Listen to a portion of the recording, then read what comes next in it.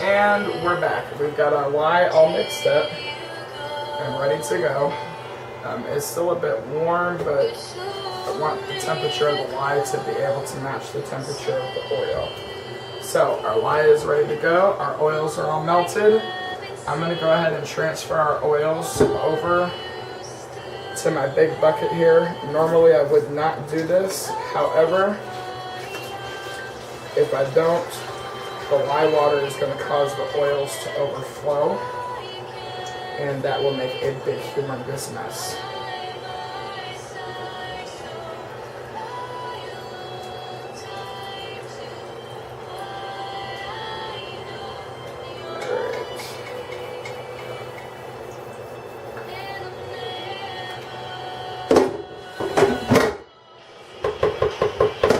Alright, so we're going to keep the crock pot on low because we are going to be making this pine tar soap.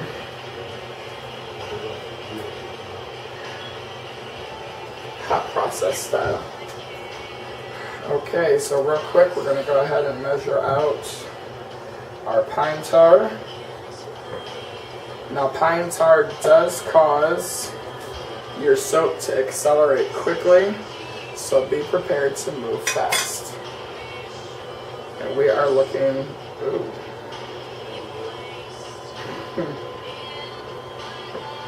for 8 ounces of pine tar.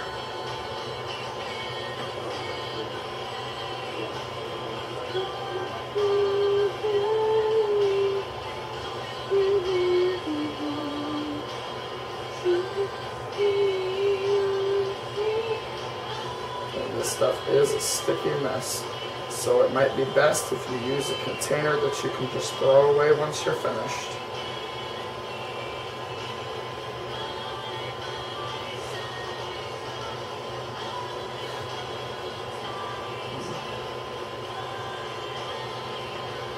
Now at this point, trying to add scents to this is going to be pointless, because you are automatically going to have a scent of pine.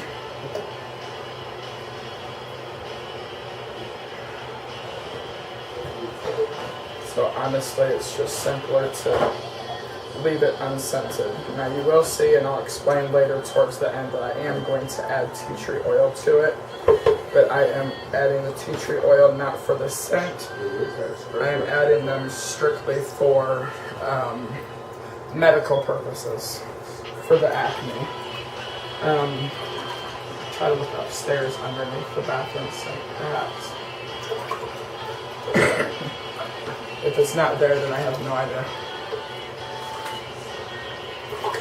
Alright, so our oils were nice and warm. So I added the pine tar to it. I'll go ahead and show you what that looks like. It kind of looks like black muck. But our oils were warm, so by adding the pine tar to it, it incorporated in with the oils very nicely and melted down. So now we will go ahead and add our lye. Now again, pine tar does cause soap to accelerate quickly, so therefore I would normally use a stick blender.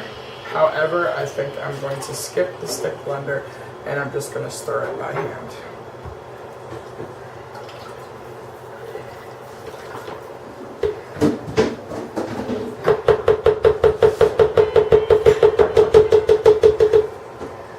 Alright, oh, I like that song too.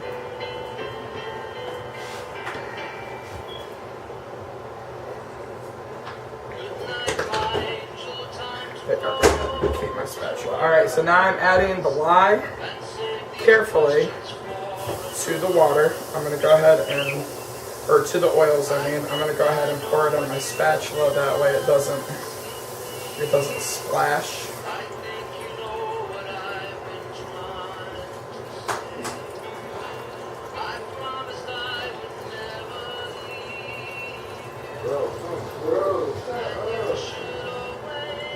Okay.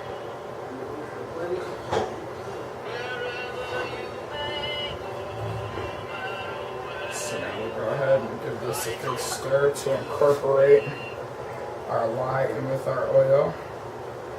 And already I can feel the soap starting to thicken up.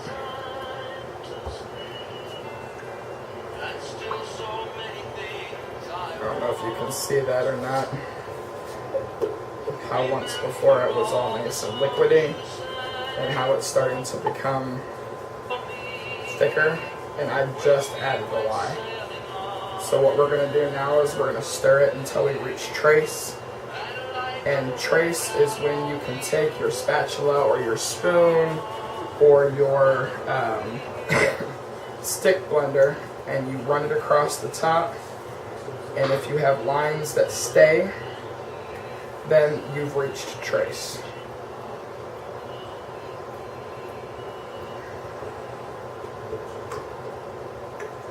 I'm not really looking for a thick trace. We're going to do somewhat of a mild thin trace. As again, this is going to be hot process.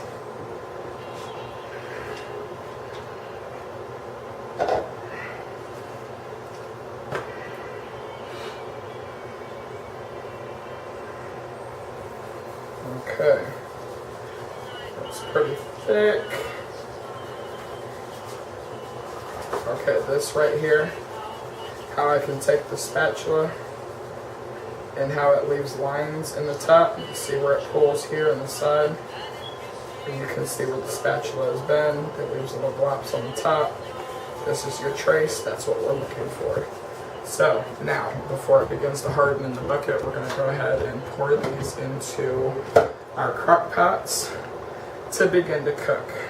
And the reason we're going to do it hot process is because my sons have been having issues lately with acne, and I want them to be able to use the soap right away. And by putting it into the crock pot, it causes the lye to grow dead and makes it safe to use. So we'll go ahead and, oh, this is thick, thick, thick. Pour one here. And then we'll pour the rest of it in here. So you can see that because... Woo! Almost got myself. Take my spatula here and scrape it all out of the bucket without pouring it on the table.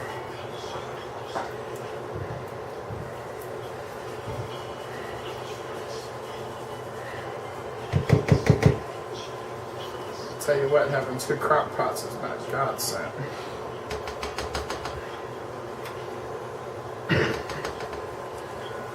Alright, now we will get every little last drop out of here.